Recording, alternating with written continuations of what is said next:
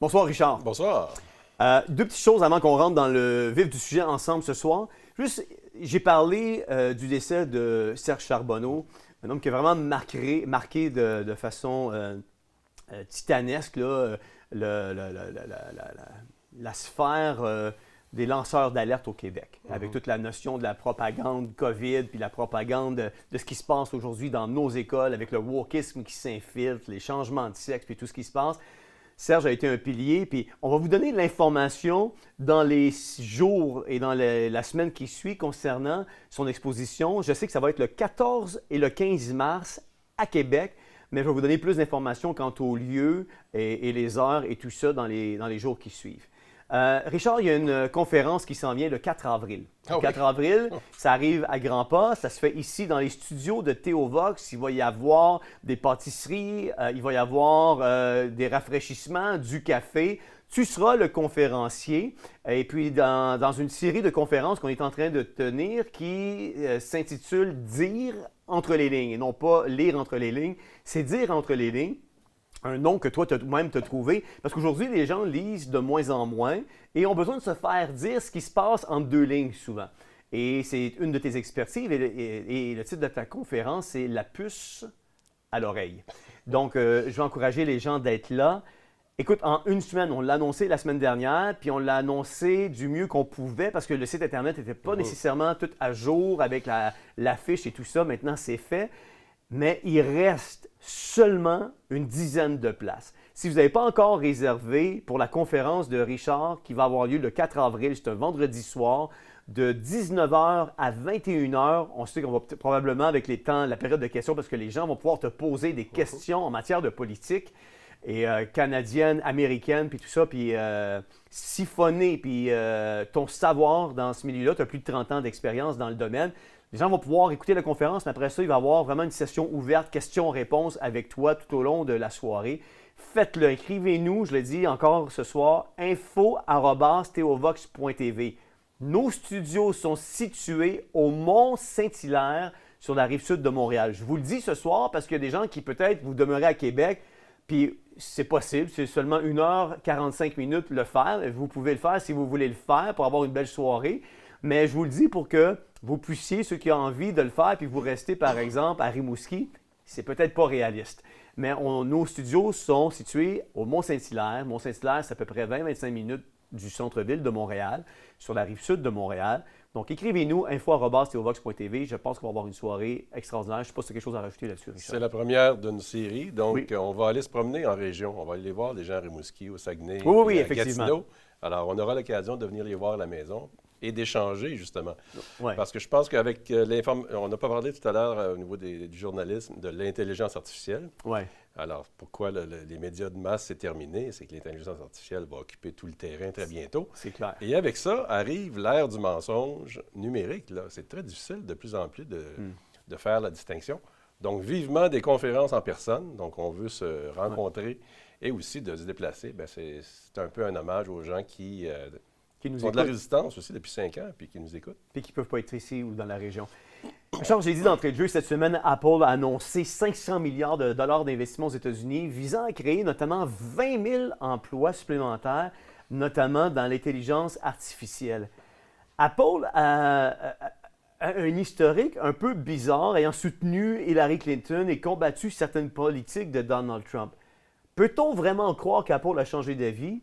Ou est-ce une manière déguisée d'avoir un pied dans la future administration et d'influencer les décisions stratégiques sur l'intelligence artificielle? Bien, lors de l'élection du 5 novembre, on disait que Trump avait le plus grand pouvoir pour un président, là, vu depuis longtemps. Donc, on savait qu'il était pour être très puissant dès le début. On ne pensait pas qu'il était pour aller aussi vite qu'il le fait. Donc, il a rallié à lui par sa force, par son pouvoir. Il est en train de le faire avec les pays étrangers aussi, dont le Canada. Donc, il impose un agenda. Ouais. Il y a une approche très dictatoriale au sens où c'est « je décide hein? ». C'est même plus l'administration Trump, parce que tous ceux qui essaient d'influencer, notamment le Canada s'en plaint, ils vont essayer d'influencer les gens qui ont l'oreille de Trump, leur disent c'est lui qui prend la décision finale. Alors, il a rallié les GAFAM. C'est assez étonnant de voir qu'il a rallié ceux qui étaient l'ennemi dans le passé. Oui. Mais ce n'est pas étonnant dans un contexte de mondialisme où tu dois rapatrier les pouvoirs. Donc là, maintenant, c'est les GAFAM contre les Chinois, etc. Il commence à avoir des concurrences de plateformes mondiales. Et le 500 milliards que Trump a dégagé en abolissant USAID, ou à peu près, ça a été aussi rapide que ça, il a permis d'aller créer un effet levier chez les GAFAM. Donc, c'est pour ça qu'ils étaient plantés comme des carottes. Et ils sont là pour dire, ben nous, Ils mettent toutes leurs machines derrière ça et ils ont beaucoup de milliards de leur côté aussi. Alors, c'est pas une coïncidence et c'est pas pour le bien de l'humanité dans un contexte de liberté. On s'en va vers un transhumanisme accéléré.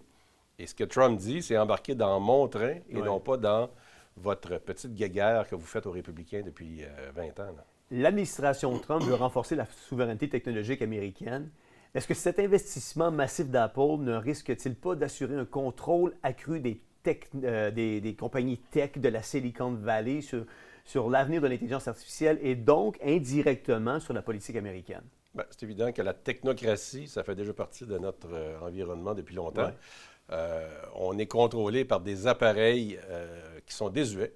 Soyons clairs, les gouvernements, le Québec, là, des centaines de milliers de fonctionnaires, ça va être remplacé rapidement par l'intelligence artificielle.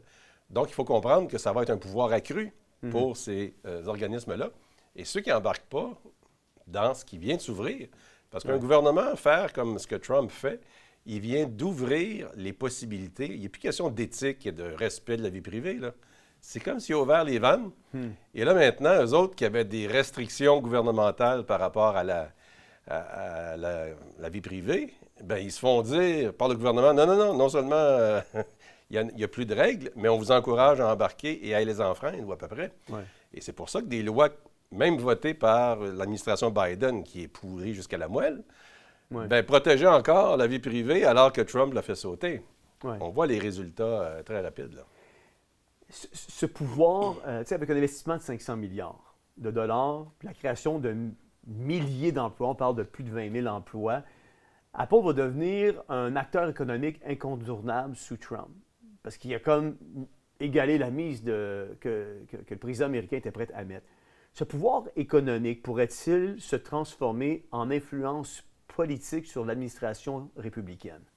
Bon, en fait, il ne faut pas être naïf, là. C'est que ça depuis toujours. Trump, il y a un financier qui l'a un peu amené en politique, qui est Cohn, c'est OHN, qui est décédé aujourd'hui, mais sa veuve, avec les milliards qu'ils ont générés, continue de financer la campagne de Trump. Alors, ces gens-là ont l'oreille du président, comme ici, les milliardaires ou les millionnaires québécois appellent le premier ministre comme on s'appelle, toi et moi. Alors, c'est certain que ça ne change pas la règle, mais de quel camp tu es? Parce qu'il y a des camps, il y a des concurrences qui se font. Ce que Trump dit, il a sonné, la récréation est terminée. Maintenant, c'est plus... On ne s'auto-détruit pas comme nation, on se renforce au point même de dire au Canada, vous nous volez. C'est grave de dire ça, là. C'est complètement absurde, mais c'est du grand Trump. D'aller jusque-là, c'est de renforcer, embarquer dans le train, mettez vos billes aussi, investissez, parce que moi, je vous donne une sécurité. Les entreprises ont toujours peur d'investir dans un contexte d'insécurité. Ce qui fait avec le Canada, bien, ça insécurise les entreprises canadiennes actuellement. Tout le monde est un peu sur le qui-vive. Alors, ils donnent de la stabilité aux entreprises américaines et ils le répètent. Si vous investissez aux États-Unis, vous allez avoir notre appui. Ils ne sont pas là pour 100 ans, ils sont là pour 2 ans avec la puissance qu'ils ont actuellement. Et il y aura des effets d'entraînement pour la suite des choses. Mais c'est sûr qu'il n'y a pas juste Apple. Les autres aussi investissent plusieurs milliards, mais ils investissent dans un contexte où ils sont sûrs de rentabiliser parce qu'ils n'auront pas une réglementation qui va arriver demain matin qui va tout chambarder leur plan.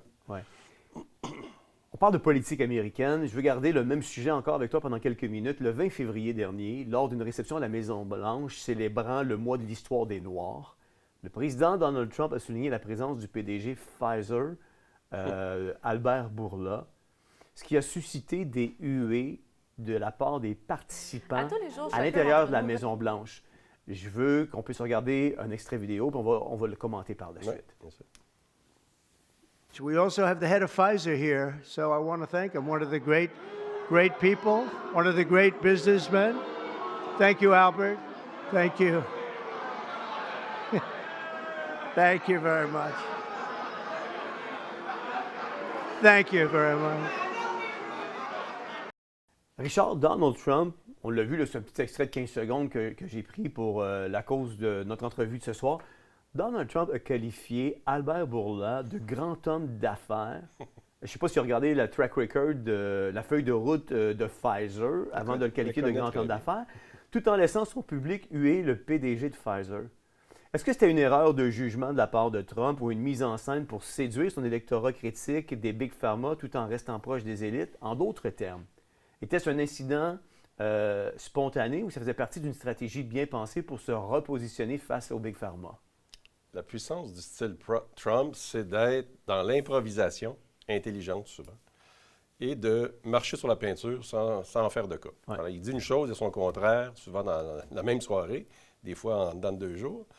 Moi, quelqu'un qui veut gouverner ton pays puis qui te met en pleine face d'une journée puis qui répète l'inverse le lendemain, il faut à un moment donné qu'on prenne un peu de recul et qu'on analyse la situation. La difficulté qu'on a avec lui, c'est qu'il nous annonce des bonnes choses. Hein? On est content quand il annonce on coupe le financement à USAID, c'est la façon qu'on finance la propagande à travers le monde, etc. Oui, mais pour une bonne décision, il faut regarder aussi le reste et regarder la grande tendance. Alors, c'est sûr que d'arriver et de présenter Bourla comme il l'a fait, c'est son style bully. C'est-à-dire que lui, il dit, avec moi, même si tu es un criminel notoire, il n'y a pas de problème et le monde qui hue, c'est pas grave, ça fait partie du spectacle que moi j'ai tendance à faire. Il n'y a pas peur d'exprimer ces choses. Et ça attise un peu l'incohérence des gens en termes de réaction parce qu'ils ne savent plus s'il est de leur bord ou non. Ouais. Alors, ceux qui sont groupies de Trump ont bien de la misère quand il arrive ça. Oui, parce que comment t'expliques qu'il ne remet pas la foule à sa Bien, place? c'est facile à expliquer. Il était le champion de Warp Speed en 2020. Les gens ont oublié ça. C'est lui qui disait qu'il était le roi des vaccins. Alors, wake up. Là, quand je disais ça il y a quelques semaines, je me faisais chialer après en voulant dire que j'étais négatif. C'est un fait. Et là, qu'il vienne dire que Bourla est un grand homme d'affaires, au moins, il est cohérent. C'est bête à dire, mais c'est ça. Ouais. Et le fait que les gens l'ont eu Bourla, bien, c'est les mêmes qui nous huent quand on dit on est critique vis-à-vis de Trump. Alors, c'est assez intéressant ce qui se passe. C'est le maître du jeu dans le positif et le négatif. Ouais. Et ça, c'est inquiétant parce qu'il y a un pouvoir que je n'ai jamais vu au niveau médiatique. On parlait tout à l'heure d'objectivité des médias. C'est terminé, ça fait longtemps. Ouais. Tout le monde est subjectif. Et là, on ne sait plus trop s'il est avec nous autres ou contre nous autres. Est-ce que tu penses que la présence de Bourla, comme invité à cet événement-là en particulier, démontre que le Big Pharma continue d'exercer son pouvoir sur la politique américaine? Bien, c'est évident. Puis Robert Kennedy, qui était le matamor et qui était pour nous faire le ménage, hein, puis que tout le monde encensait aussi. Ouais. Les gens ont tendance à être groupies, je ne sais pas pourquoi. Moi, je disais, attendez, là, mangez votre popcorn, puis... regardez votre sablier. Laissez le sablier s'égrener, parce que quand il va arriver au pouvoir, s'il arrive, moi, je le pensais, il serait nommé à condition féminine. Donc, ils l'ont vraiment nommé ministre de la Santé. Bien, là, il commence à déchanter, au sens où il commence à couper dans ses objectifs. Et lui-même a encensé Warp Speed. Là, oui, même ses convictions personnelles. Ça commence à être bien. Pour être élu, parce qu'aux États-Unis, ça marche un petit peu différemment. Donc, pour être élu au Sénat, il a quand même pris plusieurs jours pour le nommer. Il a fallu qu'il fasse des concessions comme ça. Ouais. Et c'est ça le problème de la politique active, partisane, c'est que tu es obligé de faire des concessions, souvent sur l'essentiel. Alors, si tu refuses de le faire, comme Trump fait sur des choses qui ont du bon sens, c'est une bouffée d'air frais. Mais le problème, c'est que quand tu as commencé à faire ça et que tu le fais de l'autre bord, bien, la vitesse est grand V. Tout ça, c'est le transhumanisme. Alors, ils ont besoin des Big Pharma. Et il est en train de dire à tous les Big Pharma, inquiétez-vous pas avec moi, parce que si j'ai encensé Bourla, qui est le pire de la gang, pas lui, mais son entreprise a été au sommet là, de la fraude de COVID. Alors, on comprend que Trump est placé là comme opposition contrôlée. Il est assez intelligent pour nous donner des bonbons. Bien, prenons notre bonbon, puis apprécions le sucre, sauf que ça ne durera pas, parce que éventuellement, on va couper le magasin général. Cette semaine avait lieu le débat des chefs, un moment clé pour découvrir, on sait déjà qui va succéder à Justin Trudeau. Mark Carney, favori dans la course, a exposé sa vision puis ses priorités. Puis avant d'analyser ces propositions, je veux regarder avec toi un condensé de ses interventions les plus marquantes en 3 minutes. Je rappelle que le débat, je me le suis tapé en français, ça a été fastidieux.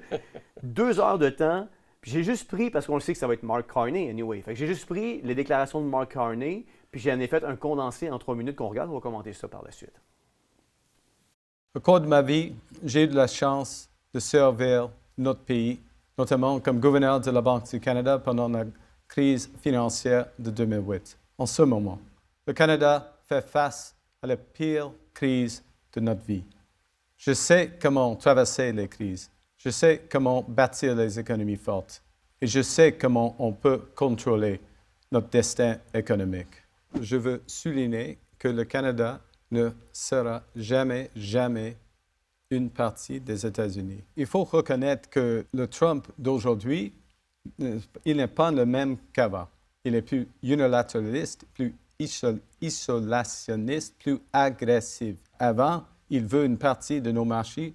Maintenant, il veut notre pays. Il faut concentrer sur les choses qu'on peut contrôler. On ne peut pas contrôler le président Trump. Il y a 2 choses maintenant qui ne sont pas acceptables. Premièrement, cette idée du président Trump que le Palestine est un projet d'immobilier. Deuxièmement, cet engagement de Pierre Poilievre d'annuler toute l'aide internationale, y compris le Gaza et l'Ukraine. Nous sommes d'accord avec Hamas, nous sommes d'accord avec tous. Nous ne sommes pas d'accord avec Hamas, mais concernant Hamas. Contre Hamas. Et pour une solution à 2 États. Mais ça doit être un État palestinien viable et libre qui existe côte à côte avec un État Israël qui existe dans la paix et la sécurité. M. Trudeau était en Ukraine aujourd'hui. 3e année de guerre aujourd'hui en Ukraine. On apprenait aujourd'hui que le Canada va fournir 5 milliards à l'Ukraine, 25 véhicules blindés. Jusqu'où, financièrement, l'aide du Canada peut aller d'abord? Et est-ce que ça aussi, ça peut déplaire à Donald Trump? Je suis fier de l'approche que le gouvernement du Canada et le peuple du Canada ont pris par rapport à l'Ukraine. Nous avons soutenu l'Ukraine parce que c'est une démocratie qui souffre encore une attaque illégale, injustifiée. Je l'ai dit juste au début du conflit, je suis fier d'être banni de la Russie.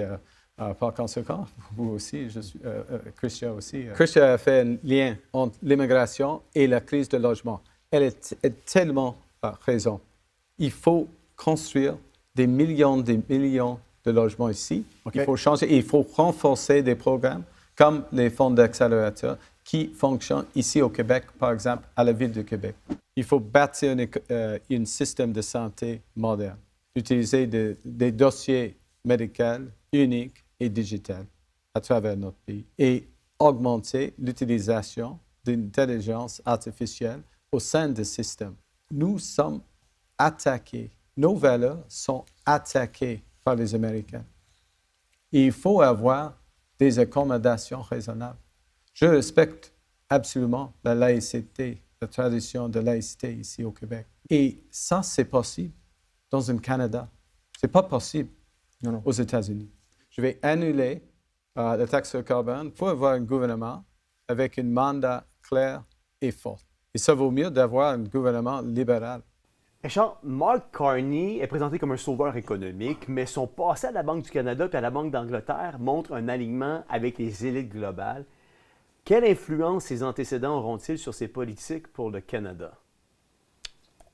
Bien, c'est sûr que c'est comme si le World Economic Forum était élu à la tête du pays, mais c'est pas différent avec Trudeau. Non. Et ce ne sera pas différent avec Pierre Poilievre non plus. Donc, on est devant aucun choix.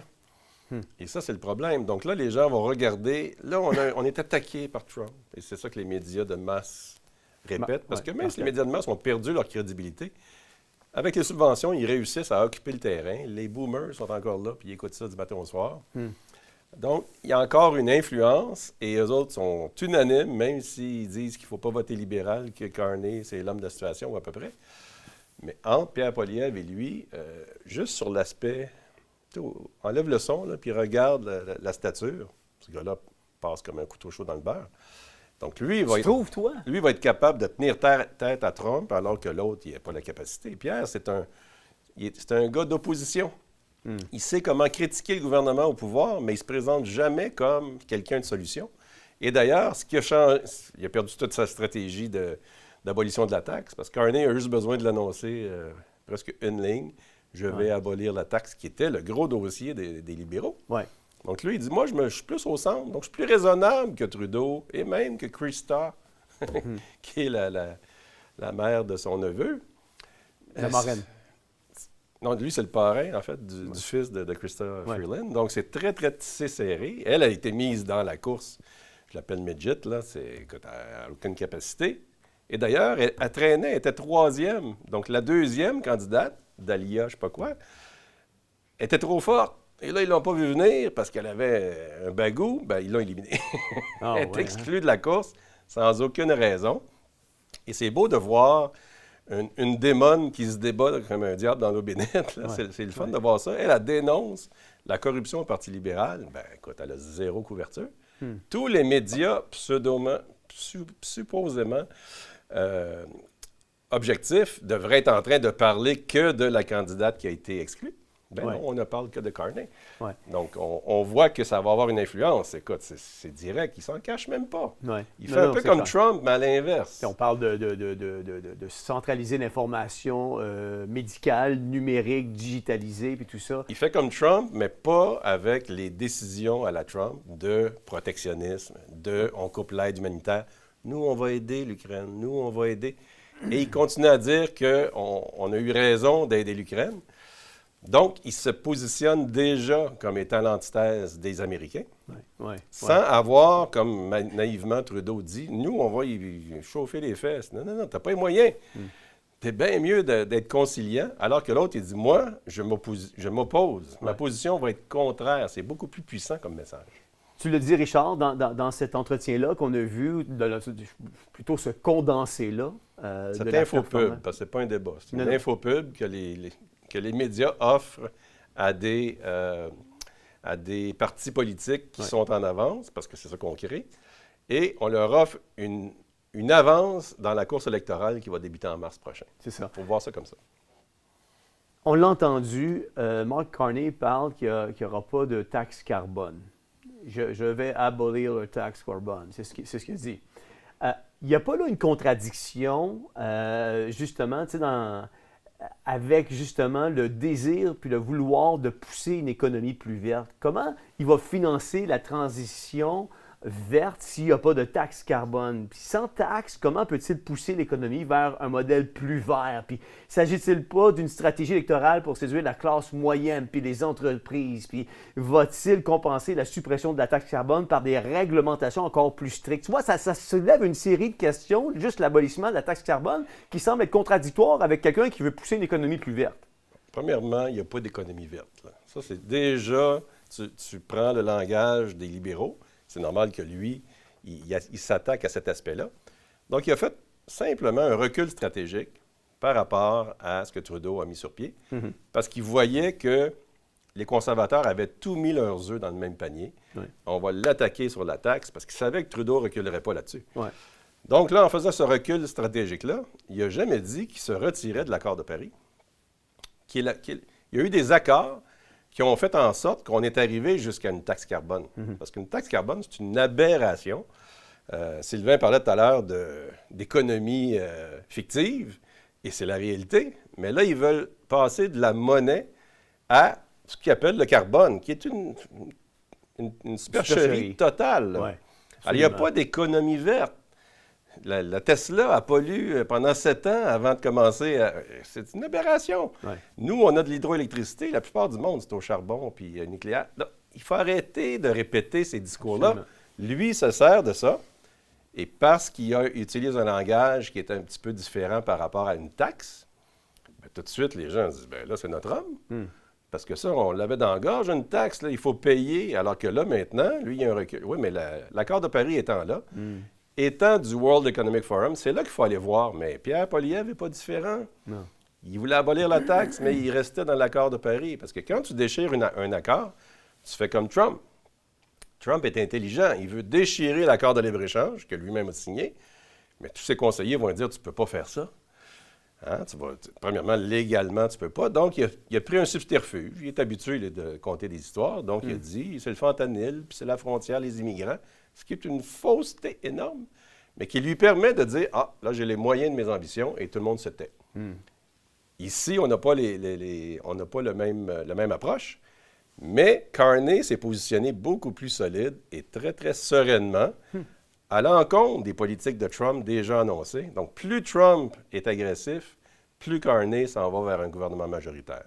Et là, je fais peur à bien du monde, là. Mais Carney est en train de changer l'allure du Parti libéral. Le Bloc était l'opposition officielle à l'automne. Encore une fois, comme au tout début. Et là, ils s'en vont revenir où ils étaient dans le passé. Le NPD disparaît.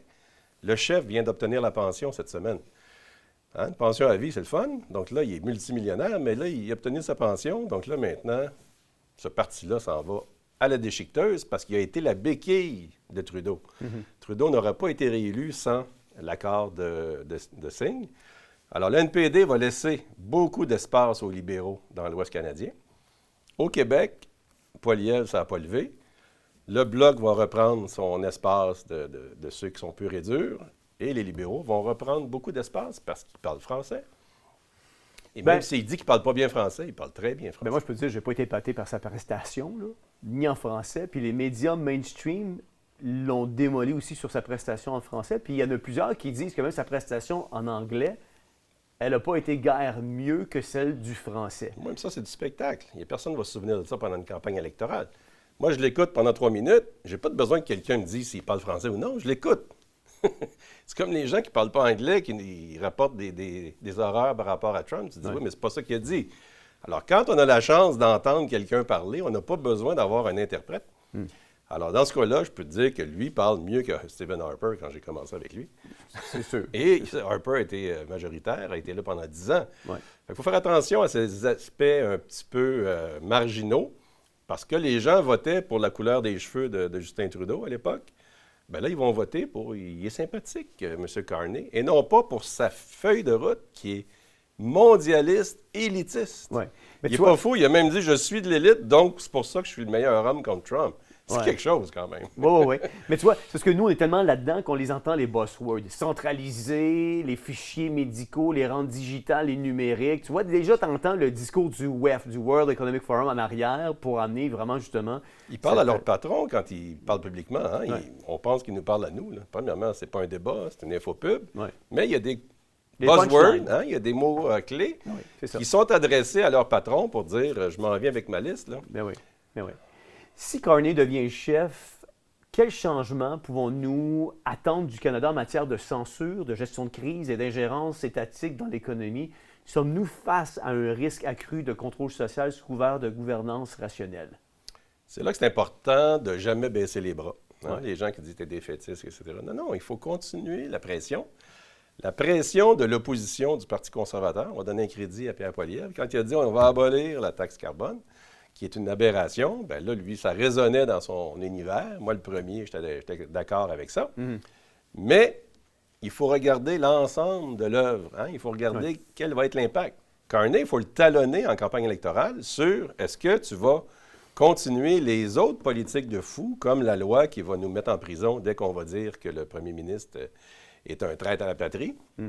Et Trump fait la même chose aux États-Unis. On s'en va vers un totalitarisme réel. Et nous, à Théovox, on ne pourra pas dire tout ce qu'on veut de plus en plus. Ça va commencer à être... On va se retrouver comme en Allemagne. Hein? Ils ont arrêté des gens par rapport à ce qu'ils ont mis sur Internet. C'est vrai. Alors, c'est sûr que sur Internet, tu dis qu'il faut aller tuer quelqu'un. Là, tu es en défaut, tu incites à la violence, etc. Mais quand tu dis que tel politicien est un traître à la patrie, tu es en train de faire une critique politique. Absolument. Et là, ça va être interdit. Ouais. Et pas qu'ici, c'est partout en Occident en même temps. Est-ce que lui, on peut le faire dire, non, moi, je vais reculer là-dessus aussi. Je vais laisser mourir au feuilleton le projet de loi qui est actuellement sur la table. Ouais. Lisez-le, le document, le projet de loi 63, et talonner, les candidats. C'est ça, faire de la politique aussi. C'est s'assurer qu'il y ait des dossiers qui reculent ou l'obliger à se commettre, parce que s'il reculait sur 63, ben, il ne serait pas trop en faiblesse, en situation de faiblesse avec les États-Unis. Il serait plus redevable de ses patrons, puis dire, une fois au pouvoir, surtout si je suis majoritaire, je vais revenir avec un autre projet de loi, on va changer le numéro, puis on va recommencer. Oui. Alors que Trump travaille et négocie avec Poutine pour que la guerre puisse cesser en Ukraine, le Canada, de son côté, a envoyé 25 chars de guerre, 5 milliards de dollars, puis 4 simulateurs de vol pour avions F-16. Je veux qu'on regarde une vidéo là-dessus, puis on se reparle par la suite. En ce 3e anniversaire de l'invasion russe en Ukraine, plusieurs dirigeants occidentaux, dont Justin Trudeau, ont fait le voyage jusqu'à Kiev pour montrer leur soutien au président Zelensky. Pendant ce temps, à Washington, flanqué d'Emmanuel Macron, le président Trump a répété qu'un accord est à sa portée, mais à quel prix pour le peuple ukrainien? Raymond Filion. Justin Trudeau et une douzaine d'autres dirigeants sont débarqués à Kiev lundi matin. Un moment de solidarité avec l'Ukraine pour souligner les 3 ans de la guerre et dénoncer la Russie. La Russie a lancé une invasion massive et illégale ici en Ukraine. Un absent de taille toutefois à ces cérémonies, les États-Unis, qui n'étaient pas représentés. Donald Trump accueillait son homologue français à la Maison-Blanche où il y est allé de cette prédiction. Je crois que la guerre pourrait se terminer bientôt. Une question de semaines, a-t-il ajouté. Trump dit souhaiter une entente avec Vladimir Poutine, d'abord pour un cessez-le-feu, puis un accord de paix. Mais cela ne doit pas se faire à n'importe quel prix, a prévenu Emmanuel Macron. Nous voulons la paix. Cette paix ne peut pas signifier la capitulation de l'Ukraine. Cette paix ne peut pas être un cessez-le-feu sans garantie. Advenant une entente de paix durable, le président français dit que l'Europe est prête à déployer des troupes en Ukraine pour en assurer le maintien. Et selon Justin Trudeau, le Canada pourrait emboîter le pas. Parce que le Canada sera là pour l'Ukraine, parce que défendre l'Ukraine, c'est pas juste défendre le territoire ukrainien ou la souveraineté ukrainienne. C'est de défendre les principes et les valeurs qui soutiennent toutes nos démocraties. Le premier ministre a aussi annoncé une nouvelle contribution canadienne à l'Ukraine. Véhicules blindés, simulateurs de vol pour les avions F-16 et 5 milliards de dollars provenant des avoirs russes gelés. Mentionnons enfin que quelques jours après qu'il ait qualifié le président ukrainien de dictateur sur les réseaux sociaux, Donald Trump a soigneusement évité d'affubler ce qualificatif à Vladimir Poutine. Je n'utilise pas ces mots à la légère, a-t-il répondu à un journaliste. Aux Nations unies, les États-Unis ont voté avec la Russie contre une motion condamnant l'invasion russe de l'Ukraine. Charles, en fournissant 25 véhicules blindés légers et en rendant 5 milliards de dollars issus des actifs russes saisis à l'Ukraine, le Canada renforce son engagement militaire et financier dans ce conflit. Quelle influence cette décision pourrait-elle avoir sur notre relation avec les États-Unis, notamment sous une potentielle présidence, pas potentielle, il est président, qui prône une fin rapide de la guerre? 0 plus 0. On n'est pas dans l'échiquier du tout. Ce qu'on en voit, là, bon, c'est la suite de ce qu'on a fait. Mais Trudeau a toujours été cheerleaders de l'Ukraine depuis le début. Lui et Macron s'entendent comme larron en foire. Donc, on voit que Macron est allé se faire mettre au pas par Trump, qui l'a un peu ridiculisé. Là, il a changé son discours complètement. Il veut la paix. Écoute, il était prêt à envoyer des soldats, des chars d'assaut, des MiG. Écoute, c'est le même gars que la semaine passée. Donc, on voit l'effet Trump. Ouais. Trump est assez fait renard. Il va attendre que Carney soit en campagne électorale. Je ne pense pas qu'il va s'immiscer dans la campagne électorale, mais il va attendre de voir qui va être élu. Et il va réagir à ce moment-là. Si c'est Poilievre, je ne lui donne pas cher de sa peau, là, parce qu'il va se faire bouffer tout rond. Mais Carney va arriver avec des positions par rapport à ces situations-là majeures. Ouais. Alors, c'est certain que Trump va l'interpeller sur pourquoi on vous protégerait comme pays si vous ne payez même pas votre quote-part dans le passé, dans l'OTAN. Mais là, il est en train de se retirer de l'OTAN, donc pourquoi je vous payerais votre sécurité? La réponse, et on l'a eu avec Bannon la semaine passée, où il dit, écoutez, le nord là, de l'Amérique du Nord, c'est important pour Trump jusqu'au Groenland. Donc, le Canada n'est pas une valeur négligeable. On est hyper riche en ressources naturelles et tout le reste. Et Carney est assez intelligent pour se positionner comme ça. Est-ce qu'on a entendu Pierre Poilievre se positionner comme un premier ministre qui va défendre ce qu'est vraiment le Canada? On oublie Trudeau, il pense qu'il va être en faillite si les États-Unis augmentent les tarifs de 25 il l'a quasiment dit du bout des lèvres parce qu'il s'est fait prendre comme un dîner de con à Noël. Il est pris. Il est pris devant des questions. By the way, Justin, qu'est-ce qui va arriver? Puis là, il répond comme un idiot. Mais Carney est beaucoup plus sage que ça. Il fait partie de l'élite. Et l'élite envoie des signaux. Vont dire à Trump, bouge pas là-dessus, attends après l'élection, etc. Ouais. Et ça, on néglige cet aspect-là. C'est un échiquier. C'est l'élite qui mène. Trump fait partie de l'élite. Il n'est pas en train de faire le ménage comme on pense, là. Non. Une partie de ménage pour se faire de la crédibilité. Dernière question en 30 secondes. Comment un premier ministre démissionnaire qui a prorogé le Parlement peut décider sans opposition, unilatéralement, qui envoie 5 milliards de dollars à l'Ukraine, qui envoie 25 chars de guerre, puis qui envoie 4 simulateurs pour des avions F-16, sans avoir l'assentiment de personne ça fait partie de ses prérogatives. Il est au pouvoir. Le NPD lui a donné un gouvernement majoritaire. Alors, il n'y a pas besoin de demander à qui que ce soit. Quand on disait proroger la Chambre, avec Olivier ici, l'avocat, proroger plus que quelques jours en situation de crise, jusqu'à 1 mois, c'est là le problème, c'est qu'il n'est pas redevable à une Chambre. Même si c'est un cirque puis c'est théorique, il est quand même obligé d'aller répondre aux questions cet après-midi sur pourquoi tu as envoyé 5 milliards. Donc, tu as raison de poser la question. Premièrement, il s'est justifié en disant 5 milliards, c'est l'argent saisi des Russes, donc ça ne coûte rien, ce qui est faux. Ils peuvent dire n'importe quoi. Et les chars, pas avec 25 chars qui vont gagner la guerre, là. Des guerres de drones, des guerres technologiques.